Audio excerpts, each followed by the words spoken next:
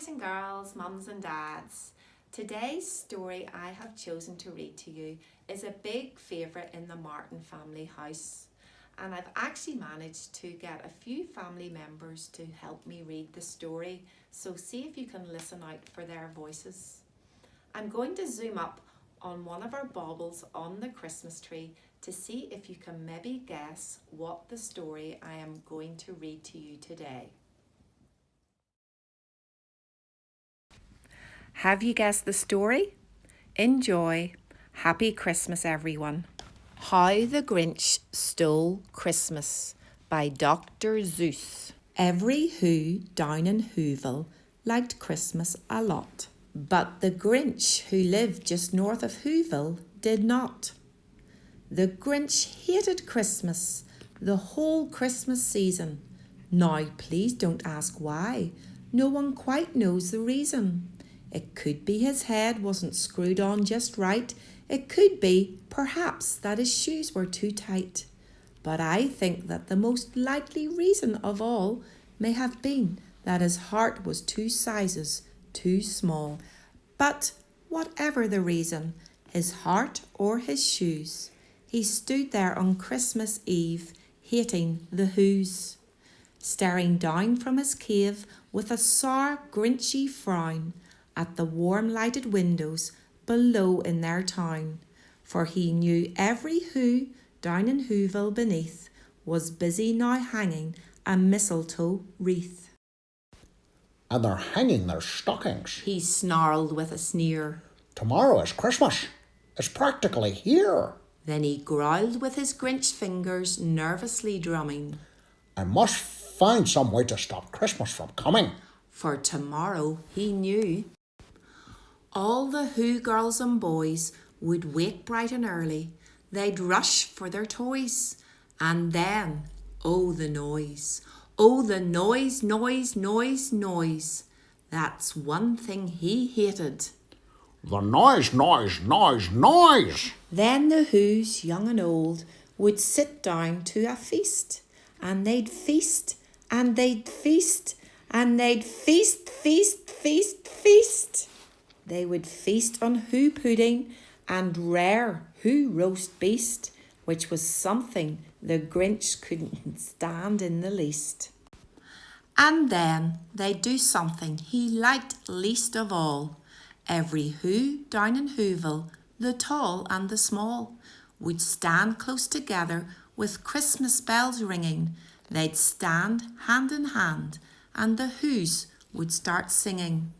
They'd sing, and they'd sing, and they'd sing, sing, sing, sing. And the more the Grinch thought of this Who Christmas sing, the more the Grinch thought, I must stop this whole thing. Why, for 53 years I've put up with it now. I must stop this Christmas from coming. But how? Then he got an idea, an awful idea. The Grinch got a wonderful, awful idea. I know just what to do. The Grinch laughed in his throat, and he made a quick Santa Claus hat and a coat, and he chuckled and clucked. What a great Grinchy trick. With this coat and this hat, I look just like Saint Nick. All I need is a reindeer. The Grinch looked around, but since reindeer are scarce, there was none to be found. Did that stop the old Grinch? No, the Grinch simply said, If I can't find a reindeer, I'll make one instead. So he called his dog Max. Then he took some red thread and he tied a big horn on the top of his head. Then he loaded some bags and some old empty sacks on a ramshackle sleigh, and he hitched up old Max. Then the Grinch said, Get up! And the sleigh started down toward the homes where the Whos lay a snooze in their town. All their windows were dark, quiet snow filled the air. All the Whos were all dreaming sweet dreams without care. When he came to the first little house on the square, This is stop number 1. the old Grinchy Claus hissed, and he climbed to the roof, empty bags in his fist. Then he slid down the chimney, a rather tight pinch. But if Santa could do it, then so could the Grinch. He got stuck only once, for a moment or two. Then he stuck his head out of the fireplace flue, where the little Who stockings all hung in a row. These stockings He grinned. are the first things to go. Then he slithered and slunk with a smile most unpleasant around the whole room, and he took every present. Pop guns and bicycles, roller skates, drums, checkerboards, tricycles, popcorn and plums. And he stuffed them in bags.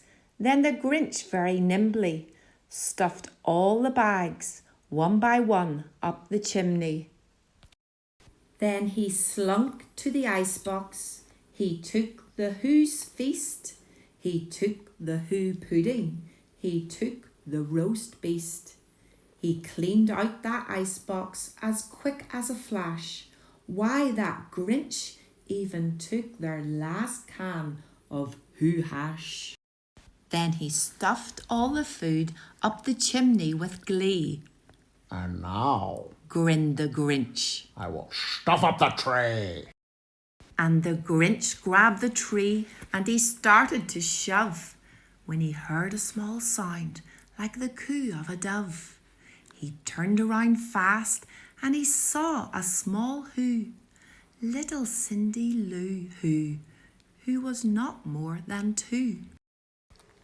The Grinch had been caught by this tiny Who daughter, who had got out of bed for a cup of cold water. She stared at the Grinch and said, Santa Claus, why? Why are you taking our Christmas tree? Why? But you know that the old Grinch was so smart and so slick, he thought up a lie, and he thought it up quick. Why, my sweet little tot, The fake Santa Claus lied. there's a light on this tree that won't light on one side. So I'm taking it home to my workshop, my dear. I'll fix it up there, then I'll bring it back here. And his fib fooled the child. Then he patted her head, and he got her a drink, and he sent her to bed. And when Cindy Lou Who went to bed with her cup, he went to the chimney and stuffed the tree up. Then the last thing he took was the log for their fire. Then he went up the chimney, himself the old liar. On their walls he left nothing but hooks and some wire. And the one speck of food that he left in the house was a crumb that was even too small for a mouse. Then he did the same thing to the other Who's houses, leaving crumbs much too small for the other Who's mouses. It was 1/4 dawn, all the Who's still abed, all the Who's still a snooze, when he packed up his sled, packed it up with their presents, the ribbons, the wrappings, the tags and the tinsel, the trimmings, the trappings. 3,000 feet up the side of Mount Crumpet, he rode with his load to the tip-top to dump it. Po-po to the hose. He was grinchiously humming. They're finding out now that no Christmas is coming. They're just waking up. I know just what they'll do. Their mouths will hang open a minute or two. Then the Who's down in Whoville will all cry boo-hoo. That's a noise Grinned the Grinch. that I simply must hear. So he paused, and the Grinch put his hand to his ear, and he did hear a sound rising over the snow. It started in low, then it started to grow. But the sound wasn't sad. Why, the sound sounded merry. It couldn't be so, but it was merry very. He stared down at Whoville. The Grinch popped his eyes. Then he shook. What he saw was a shocking surprise. Every Who down in Whoville, the tall and the small, was singing without any presents at all. He hadn't stopped Christmas from coming. It came. Somehow or other, it came just the same. And the Grinch, with his Grinch feet ice cold in the snow, stood puzzling and puzzling. How could it be so? It came without ribbons.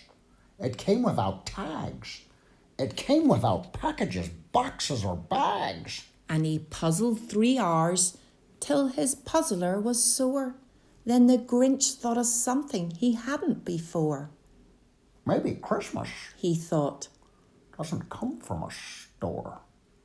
Maybe Christmas, perhaps, means a little bit more. and what happened then? Well, in Whoville they say that the Grinch's small heart grew 3 sizes that day. And the minute his heart didn't feel quite so tight, he whizzed with his load through the bright morning light, and he brought back the toys and the food for the feast.